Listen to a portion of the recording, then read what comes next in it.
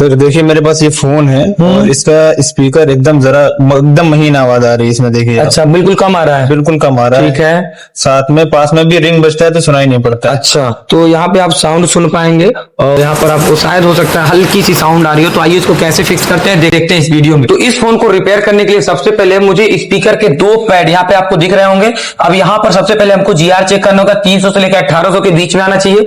उसके बाद ऑडियो को प्ले करने के बाद हमको 2 वोल्टेज से लेकर 4 वोल्टेज तक मुझे मिलना चाहिए।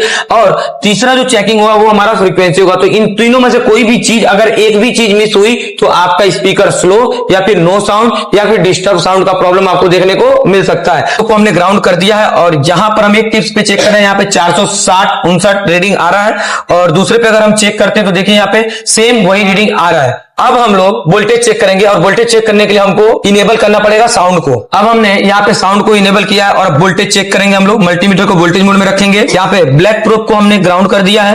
यहाँ पर आप देख पाएंगे 1.6 मिल रहा है और दूसरे पैड पे हम देख पा रहे हैं 1.6 मिल रहा है। मतलब कि यहाँ पर जो वोल्टेज है 2 वोल्टेज से कम आ रहा है। इसके वजह से भी हमारा ऑडियो स्लो हो सकता है। तो ये जो लाइन है कहां से कनेक्ट होती है? ये जो लाइन कनेक्ट होती है ये हमारे ऑडियो के PA से कनेक्ट होती है। तो चलिए यहां पर देखिए, ये मेरा ऑडियो का PA है और हो सकता है जो प्रॉब्लम है मेरा या तो ऑडियो के PA में है और या तो मेरा EL सिग्नल कम आएगा तो भी हमारा ये जो साउंड है वो कम हो सकता है। तो आइए EL सिग्नल भी साथ में चेक कर लेते हैं। यहां पर आप देख पाएंगे EL सिग्नल जो है 1.8 वोल्टेज आ रहा है और VPH भी लगे हाथ चेक कर लेते हैं। यहां पर 3.8 मतलब VPH और 1.8 EL सिग्नल का लाइन बिल्कुल ओके है। अब जो प्रॉब्लम है या तो हमारा ऑडियो का PA खराब है या तो मेरा कमांड लाइन का प्रॉब्लम होगा, तो भी ये प्रॉब्लम देखने को मिलता है। अब यहाँ पे फोन को हम स्विच ऑफ कर लेंगे। अंदर अब ये जो लाइन है मेरी ये ऑडियो IC से कनेक्ट हो रही है। तो यहाँ पर आप देख पाएंगे 734 GR देखने को मिल रहा है और ये हमारा निगेटिव की लाइन है। तो यहाँ पर देखिए बीप के साथ आ रहा है यहाँ पे। और अब देखते हैं अंदर की तरफ कनेक्ट हो रहा है कि नहीं हो रहा है हमारा लाइन।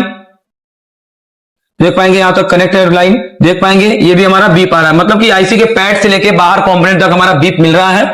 अब सीधे हम लोग IC को चेंज करते हैं और चेक करते हैं मेरा ऑडियो चल रहा है या नहीं चल रहा है। तो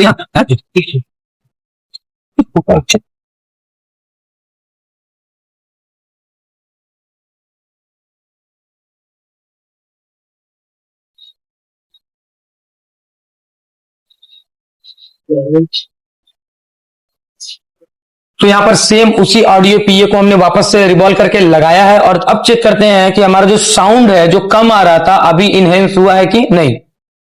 यहाँ पे ऑडियो को दोबारा से प्ले किया है और अब चेक करते हैं हमारा वोल्टेज कितना आ रहा है। यहाँ पे पहले 1.6 आ रहा था हमारा वोल्टेज, अब यहाँ पर वोल्टेज देख पाएंगे 2.8 वोल्टेज आ गया है। और दूसरे पे चेक कर रहे हैं यहां पर भी 2.8 वोल्टेज, मतलब कि पहले 1.6 1.7 था, अभी 2.8 वोल्टेज आ गया है। अब चेक करते हैं हमारा जो साउंड पहले स्लो आ रहा था वो अभी तेज हुआ है कि नहीं। तो यहां पर आप देख पाएंगे हमारा साउंड बिल्कुल चकाचक आ गया। भाई जी सर आ चुका है। तो बताइए इसमें हमने क्या किया है?